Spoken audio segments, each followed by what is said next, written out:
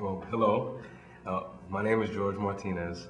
I'm a Brooklyn native, an artist, an activist, and an educator, and a lifelong public servant and community organizer.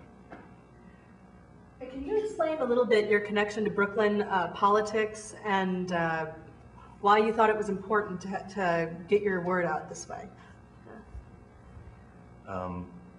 Well, I was born and raised in Brooklyn and grew up with a single mom on public assistance and went to all public elementary school, public schools all the way through.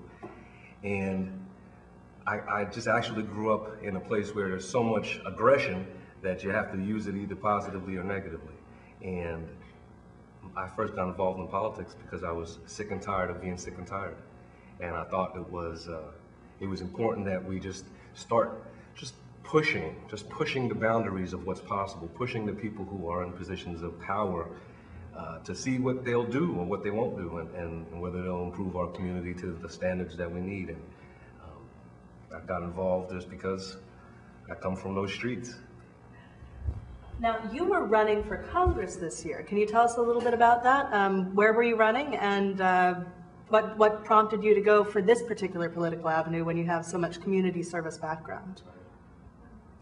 Well, I've decided to run for Congress this year in New York's 12th Congressional District, and primarily that's the district that I was born and raised in.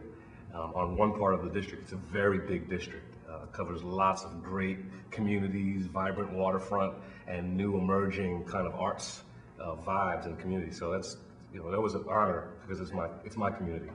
Can you tell us specifically what areas of New York the 12th cover? Cool. The 12th Congressional District covers from Sunset Park, Park Slope, Red Hook, Williamsburg, Bushwick, Greenpoint, Maspeth, out to the other side, almost in East New York, and the Lower East Side. So from Lower East Side, Williamsburg, Bushwick, and to Red Hook and Sunset Park, we have the Brooklyn waterfront. So there's a move around the Brooklyn waterfront communities, the arts communities, the Brooklyn working artist communities that are living, celebrating, and creating in these communities. Those are the communities of the 12th District. And I ran primarily this year because the problems we face in our district are actually a microcosm of what's happening across the country, where young people who are talented don't have the prospects of having 20, 30-year careers, retiring with a gold watch and a pension. Most of the people in my age generation, a little older and a little younger, have to build their lives and their careers one day at a time. And in these communities in Brooklyn, in Williamsburg or in Red Hook, for example, there are people who are coming in with talent who are breathing new life into the communities, who are changing dilapidated, run-down buildings into amazing factories of art and culture. That's happening across the country, whether it's the Bay Area, whether it's down Louisiana. So running for Congress was actually an attempt to put my community on the map, highlight the great things that are happening, but more importantly saying, this is part of a national movement and we can actually build a national conversation to upgrade the political process. What does Get the Dinosaurs Out mean to you, and why is it important? Well, there are several things about the Get the Dinosaurs Out. One of the primary pieces are that reclaiming public spaces is important, and that's happening a lot just organically. People roll up in McCarran Park all the time or at Sunset Park, and they take over for the weekend, whether it's ball, whether it's sports, whether it's arts and crafts, whether it's just community meetings, yoga. So all sorts of things are happening in our public spaces, and those are the places that are usually cut first when budget time crisis comes. And so part of this campaign for me was to say, we will reclaim our spaces. We'll put our foot down, whether it's positive public spaces in terms of parks, and then using those spaces to address issues like the street violence that's growing again in our community because of the lack of opportunities. But a larger metaphorical piece is dinosaurs move slow. Dinosaurs have a real difficult time to make adjustments, and when they can't make adjustments and conditions around them change, they go extinct. The only problem is sometimes the dinosaurs that we see in our Brooklyn politics, they still control levers of power. So as their understanding of how to maintain if we're using it as a metaphor for political leaders, for example, they don't necessarily, they can't keep up with the times. They don't move as fast, and they're outdated. And so, for me, the larger conversation is we need to upgrade the entire political process. We need to upgrade the way we teach. We need to upgrade our classrooms. We need to move away from the era of the dinosaurs. And and that's something that's really a cool metaphor. What is the process of getting your name onto a ballot for election? Well, before you get to the ballot, you have to build your campaign. It is ideal to start a campaign before the year of the actual election. And what that means is talking to people, walking through the communities, knocking on doors. What they say is knocking on doors wins the war. And that's the old grassroots, being a neighbor. So talking to people. So folks that want to get involved in building a campaign, for example, you got to start talking to people. Get your closest friends. Share people who are like-minded, who share a vision, and say, we believe in this. We believe in these people who are moving this conversation forward, and we want in. We want to be down with it. And then, there's always the hardest component is always fundraising. It's always raising the small donations, the $5, the $10. Most grassroots people don't have the $2,500 friends that write those big $5,000 checks. And the dinosaurs, in their universe, there's some big resources for them. But for us, it's just the small donations, coffee parties, spoken word events. I incorporate hip hop into that. So using all of our techniques to just get people together, and then saying, here's a goal. And then for ballots, at that point in the campaign, you just really go on the streets, and you have people hitting the streets, getting signatures from registered Democrats in the Democratic primary. How many signatures do you need to get onto a ballot in the New York's 12th district? In New York's 12th Congressional District, for the Democratic primary, you need 1,250 signatures base. And again, it's always good to have 3 or 4 times as many signatures as the legal requirement. Now, those signatures go onto a petition to the Board of Elections that says that there is a will of the populace worthy of having your name on the ballot for election. Am I right? That is correct. First, you turn in your petitions to the Board of Elections. They determine the validity of those signatures. So, for example, you just can't open a phone book and then start writing down the names of people and their addresses. That's illegal. That's actually a criminal offense. You actually have to go talk to people and get their signatures. And the Board of Elections will determine that you have a certain amount, and they'll certify you on the ballot. Now, most opponents will challenge you 2 times at the Board of Elections. Because you can only sign, there are some small rules. You can only sign a petition once during that election season.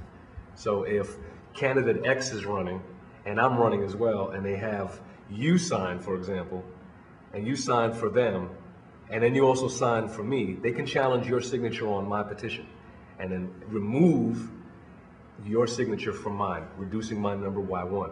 And they'll keep doing that until they get to a number where I'm either going to stay on the ballot or I'm off the ballot at the Board of Elections. And then they'll do it one more time in court. So no matter what they knock down, if you stay on the ballot in the Board of Elections, they'll take you to court. This is a job for people, and they're fighting for their jobs often. They're not necessarily only fighting for their community, they're fighting to keep jobs. And they fight hard. And so they'll take you to court the next stage, and then they'll see if they can knock any more off. And if they get you to a low number, election's over. Have a great year. Now, you mentioned that a grassroots campaign is usually destroyed by a legal challenge. Is it the scope of the legal fees involved that really just eat up the fundraising that you've established, and what is that usually like? Yeah, it is. Before you even talking to the people, if as an opponent I can make my opponents spend all of their money just to get on the ballot, you won't have any money to print your literature, to host events, to have your street truck, or what they call the GOTV stuff, to get out the vote. So the money that it takes to go print literature and go out there to talk to people, I'll make you use all that money just to defend yourself in court. So for a grassroots person who has very little funding, and there's no public financing in these types of congressional races. So because there's no public financing, it's all your money or nothing, whatever you fundraise. And if I can make you use it all before game day, then game day comes and you have very little ability to get your vote out. Now, we've actually been speaking about the party primary election. Major political parties in this country won't support a candidate at all who isn't yet the stated one on the ballot. There's no ability for the parties to help fund grassroots organizers to see if they'll make it onto the ballot. But once you have gotten your name on the ballot and won a primary election, those coffers open. Am I right? Once you run a primary, if you become, you're correct. If you become the nominee of your party, especially in New York State, I mean, in Kings County, to win an election, you probably have to be a Democrat. About 99% of the time, a Democrat will win just because it's Kings County, and it's the county with the second or third most registered Democrats in the country. So the Democratic primary is the election. Whoever wins the primary wins the general election. And yeah, the parties, the actual institutional parties, will not support grassroots candidates against an incumbent, almost never, unless that incumbent is, outrageously criminal with their activities. They're stealing left and right, and it's obvious, it's all over the news. Then there might be some backlash. But normally, the party protects incumbents, grassroots candidates. You have to do it all alone. You have to do it with just the people, your volunteers, with your base supporters. And for me, it's been the hip hop community. For me, it's been muralists, artists, spoken word artists, band members, and poor people. So poor people, we can't raise money, but we can hit the streets. And I'd rather be in the streets with people who are volunteering because they believe than being in the streets with people who are getting paid to be there. Any day of the week. Everyone seems to get really excited about politics during elections, but politics affects people all the time. What are ways that people can get involved in their community and actively change the way that politics affects their lives when it isn't election season?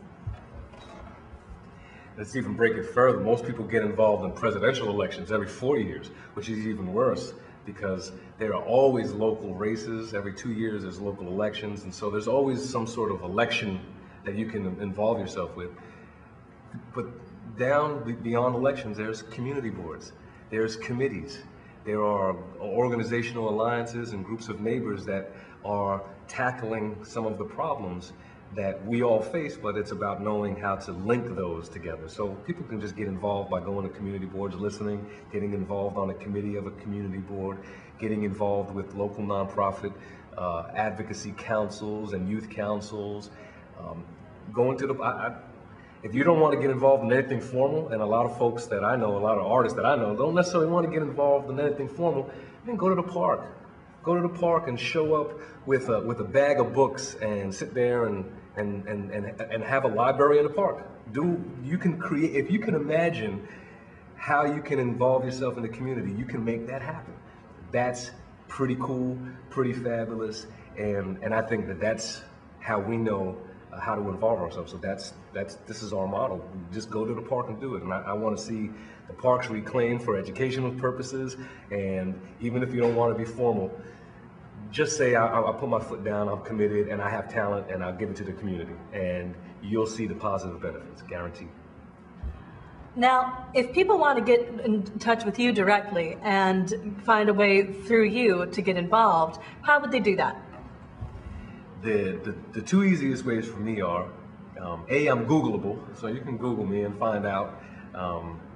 And I actually don't even carry business cards because we're all online nowadays, you can find them.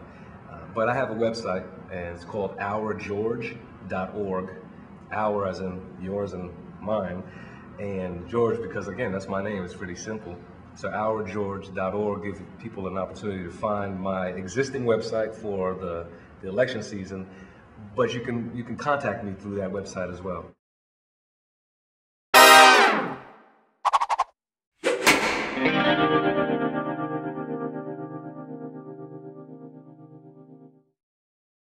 Election Day, I'm asking for your help by writing in George Martinez for New York's 12th Congressional District.